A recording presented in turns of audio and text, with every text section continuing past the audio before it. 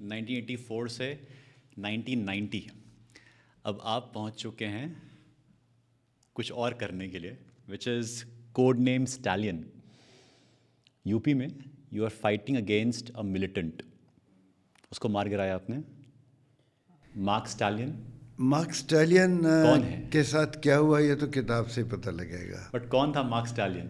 Mark stallion ऐसा था, देखिए 1990s में, अर्ली 1990s में, 1991 में जो खालिस्तानी मिलिटेंसी पंजाब में थी वो ख़त्म की तरफ थी। वहाँ पर KPS गिल वगैरह जैसे ऑफिसर्स थे जिन्होंने बहुत अच्छा काम किया और वहाँ पर मिलिटेंट्स भागने लगे वहाँ से।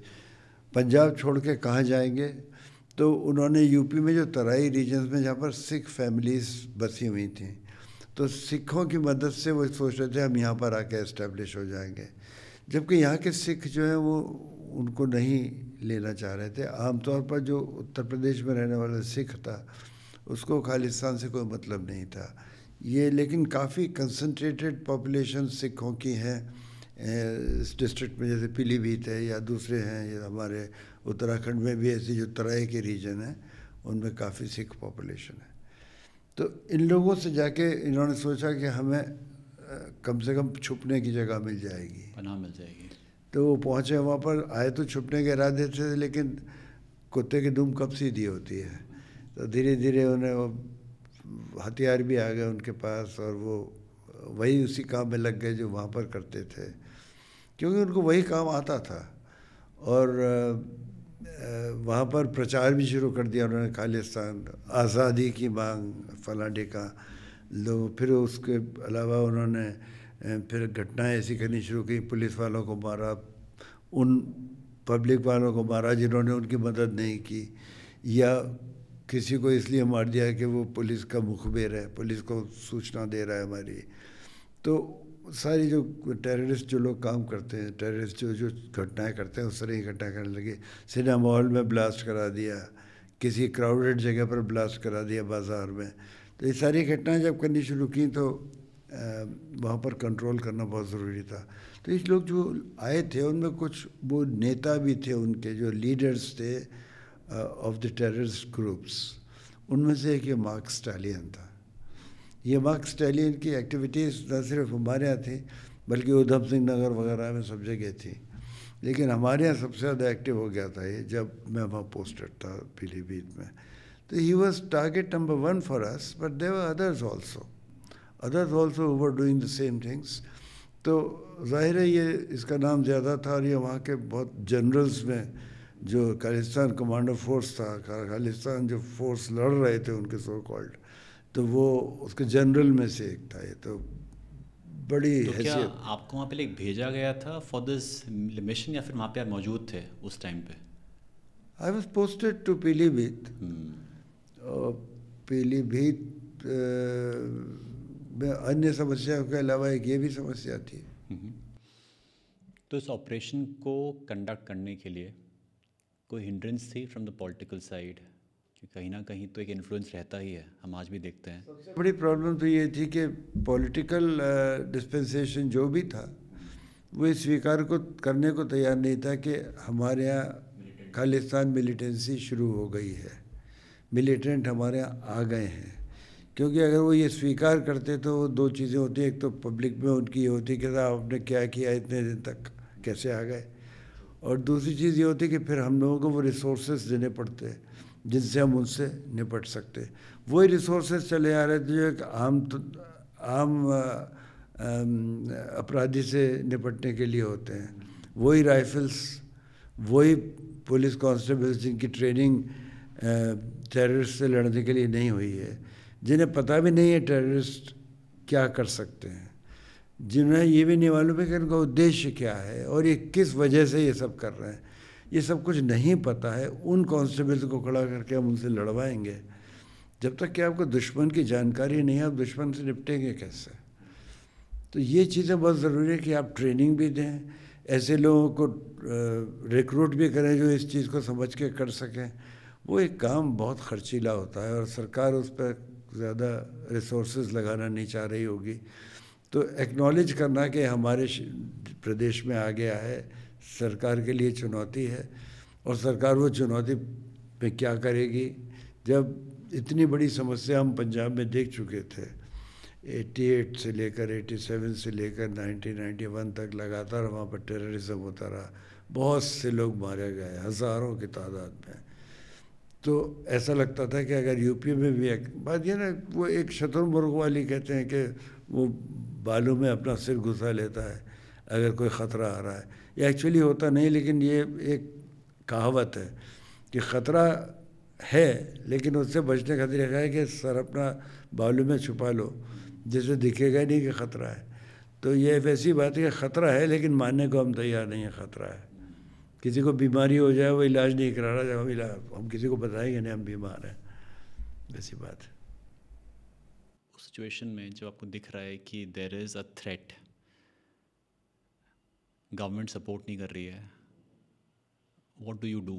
मतलब आपके पास आर्म्स एम्युनिशन नहीं है, फिर भी उनसे फाइट करने जा रहे हो और आपने किया भी।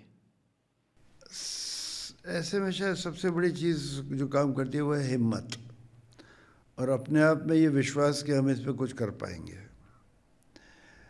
और जो अपने रिसोर्सेज हैं उनको ट्रस्ट करना और अपने रिसोर्सेज को बेस्ट परफॉर्मेंस के लेवल पर लाना, जो कुछ भी है उसको, वही कोशिशें की गई हैं। उसमें भी पीलीभीत में भी बाराबंकी की तरह से information collection was the first important step.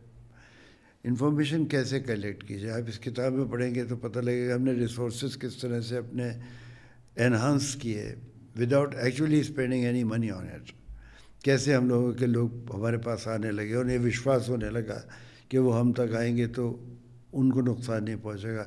नहीं तो बहुत सारे तो इसीलिए मार दिए जाते थे कि वो मुखबिर हैं। तो ये सारी चीज़ें तभी हो पाती हैं जब आप विश्वास पैदा कर सकें आम जनता में, अपने फोर्स में। अपने फोर्स को भी तो ये आपको विश्वास दिलाना कि नहीं हम लोग लड़ सकते हैं उनसे, जो कुछ हमारे पास है हम उससे ही लड़ेंगे, ये हमारी जिम्मेदारी है, हम लड़ेंगे, अपनी जिम्मेदारी पूरी करेंगे। हो सकता है कुछ नुकसान हमें हो सकता है कि अल्टीमेट सेक्रीफाइस भी करना पड़े, लेकिन काम तो करना ही है। ऐसा कभी हुआ कि कोई इनसाइडर था who give the wrong information, कि आप लोग वहाँ पहुँच गए जहाँ आपको नहीं पहुँचना चाहिए था, which we seen the movies, कि वो गलत इन्फॉर्मेशन थी? ऐसा होता है, पीलीभीत में तो नहीं हुआ लेकिन ऐसा हो जाता है कभी कभी, गुमराह करने के लिए। ये कानपुर की बात है कि गैंग ने ही अपना आदमी, हमारा इन्फॉर्मर जो था वो दोनों तरफ इन्फॉर्म कर रहा था, और उस टाइम पे फूलन देवी एक्टिव थी। तो हमें जो गाइड करके ले जा रहा था, फूलन देवी से एनकाउंटर हो जाता शायद उस रात में। तो हम लोग जिस इलाके में थे, हमारे एक बॉस भी थे, डीआईजी साहब भी साथ में थे, वीके जैन साहब। तो वीके जैन साहब थे, हम थे और ऑफिसर्स थे जो एक पर्टिकुलर जगह रात को पोजीशन लिए हुए थे।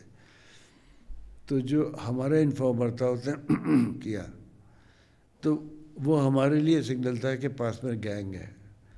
थोड़ी देर बाद दूसरी तरफ से एक नकली वाली खांसी आई, तो वो फिर उसने कहा कि आप लोग यहीं पड़े रहिए। हम लोग पड़े रहे और कुछ देर बाद कहता है वो गैंग चला गया। मुझे लगता है कि उसमें उसने उनको हमारी पोजीशन दी कि हम लोग कहाँ पर हैं, और शायद वो ये समझ रहे थे कि अगर उस दिन एनकाउंटर करेंगे तो उनको ज़्यादा नुकसान होगा, क्योंकि उस टीले पे हम ऊपर थे, वो नीचे थे। हम लोग बेहतर पोजीशन पे थे, रात थी, अंधेरा था, लेकिन चाँद था, अच्छा खासा रोशनी कर रहा था। तो हम लोग ऊपर थे तो उनको ज़्यादा नुकसान होने की संभावना थी। तो ये आदमी हो सकता है वो दोनों तरफ से मिला हुआ हो, लगता है ऐसा है। वाह, नहीं मुझे अभी फील आ रही है कि एग्जैक्टली मूवी चल रही है सामने मेरे, लाइव चल रहा है सब कुछ। इंटरेस्टिंग। सर, जो मिलिटेंसी है इट इज़ अ प्रॉब्लम, सिर्फ उस टाइम की बात नहीं है, आज भी प्रॉब्लम है। कश्मीर में एफ्सपा लगा, उसके बावजूद भी चाहे झारखंड की बात करें, अभी भी मिलिटेंसी है। ये एक्सेप्ट हम नहीं करेंगे या करेंगे? बिकॉज एज अ गवर्नमेंट दिल से नहीं नहीं नहीं नहीं नहीं नहीं सब कुछ सही है। समस्या जो होती है, अगर आप स्वीकार ही नहीं करेंगे समस्या है तो इलाज कैसे करेंगे? और समस्या तो किसी न किसी रूप में आपके सामने आई जाती है। दिखती है, उसके एविडेंस होता है। तो अगर कहीं पर पुलिस फोर्सेस के ऊपर, पब्लिक के ऊपर अटैक्स हो रहे हैं और उसके पीछे रीजंस भी दिए जा रहे हैं कि हम ये क्यों कर रहे हैं, अगर आज़ाद कश्मीर की मांग की वजह से हो रहा है, कश्मीर की आज़ादी, सो ऑन सो फोर्थ, इस तरह की डिमांड्स को लेकर कोई कुछ कर रहा है, तो जाहिर है वो मिलिटेंसी है। तो अगर ऐसे फैक्ट सामने आपके आ रहे हैं, तो अगर आप नहीं मानते कि ऐसा हो रहा है, तो आपका इलाज तो हो नहीं सकता फिर। तो मुझे नहीं लगता कि बहुत दिन तक छुपाया जा सकता है ऐसा होना। अब जैसे आपने झारखंड की बात की, शायद छत्तीसगढ़ में ज़्यादा आप कहना चाहेंगे, छत्तीसगढ़ में जो एक्सट्रीमिज़म है, जो लेफ़्ट एक्सट्रीमिज़म कहलाता है, LWE, वो वहाँ पर काफ़ी था, अब भी कहीं कहीं हो जाता है कभी कभी। और वहाँ पर उसको कंट्रोल करने के लिए जो तरीक़े अपनाए जा रहे हैं, तो उसको अगर हम डिसमिस कर देंगे तो लॉ एंड ऑर्डर प्रॉब्लम है, तो वो ठीक नहीं हो पाएगा। उसके सारे एस्पेक्ट्स देखने पड़ेंगे। उसके इकोनॉमिक एस्पेक्ट्स क्या है, इकोनॉमिक एस्पेक्ट्स का एक पार्ट है एजुकेशन क्या है, वहाँ पर उनके वे टू प्रोग्रेस क्या है, क्या जो वहाँ का आदिवासी है उसको मेन स्ट्रीम में लाने के लिए मेथड्स अपनाए जाना चाहिए। दूसरी चीज़ है कि अगर आदिवासियों को जाकर कोई NGO है या कोई और ऐसी बॉडीज है जो वास्तव में उनके भले के लिए काम कर रहे हैं, हमें उनको पहचानना चाहिए कि ये लोग तो वास्तव में उनके भले के लिए काम कर रहे हैं। कुछ लोग ऐसे हैं जो जाके गलत वजह से उनके पास पहुंचे हुए हैं, शायद वो उन रिसोर्सेज को एक्सप्लॉइट करने के लिए पहुंचे हुए हैं। जंगल है, वहाँ टिम्बर है, आपकी ज़मीन के अंदर वहाँ पर मिनरल्स बहुत हैं, उनको एक्सप्लॉइट करने अगर वहाँ पहुँचे हैं तो आप गलत तरीक़े से उनको यूज़ करना चाहेंगे। कुछ लोग जो पहले बहुत, मेरे ख़्याल से लॉन्ग टाइम अगो, वहाँ कन्वर्जन्स के लिए बहुत गए थे लोग, क्योंकि जैसे झारखंड वगैरह में बहुत ज़्यादा क्रिश्चियंस हैं। वो इसलिए है कि वो आदिवासियों को यही एक रास्ता नज़र आया, क्योंकि किसी ने और जाकर उनको धर्म की शिक्षा ही नहीं दी। तो मिशनरीज तो हर जगह पहुँचे, वो चाहे नॉर्थ ईस्ट में अटरली ना जाने लायक जगह हो वहाँ भी पहुँच गए, क्योंकि वो they wanted to spread the word of the gospel, they wanted to take Christianity to all corners of the world. वो उस यहाँ भी पहुँच गए, यहाँ पर क्रिश्चियंस बना दिए।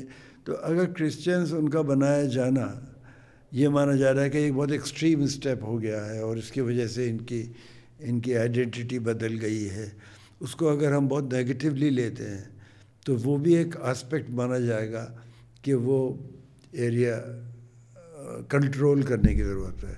हमारे आदमी मतलब जो सरकारी लोग हैं वो पहुँचे, उनको कंट्रोल करें। लेकिन आदिवासियों की तरफ से ये सोचा जा सकता है कि जिस तरीके से हम लोग रहते आ रहे हैं, हमारे पुरखे रहते आ रहे हैं, हमारा भी एक कल्चर है, हमारी एक लैंग्वेज है, हमारा रहने का तरीक़ा है, हम उसको मेंटेन करना चाहते हैं, हम वैसे ही रहना चाहते हैं, मान लीजिए। तो उनको ये ज्ञान दिया जा सकता है कि नहीं नहीं, देखो तुम शहर में देखो लोग कितने अच्छी तरह रह रहे हैं, उनके पास कार भी है, सड़कें भी है, स्कूल भी है, ये भी है, वो भी है। उस तरह के प्रलोभन हो सकते हैं। लेकिन ये अल्टीमेटली किसी डेमोक्रेसी में ये सारी ज्ञान देने के बाद डिसीजन इंडिविजुअल का ही होना चाहिए, वो क्या करना चाहता है। इलीगल ना हो तो करे, अगर वो वहीं रहना चाहता है, उन्हीं कंडीशन में रहना चाहता है तो रहे, क्यों ज़बरदस्ती उसको कान पकड़ के चेंज किया जाए।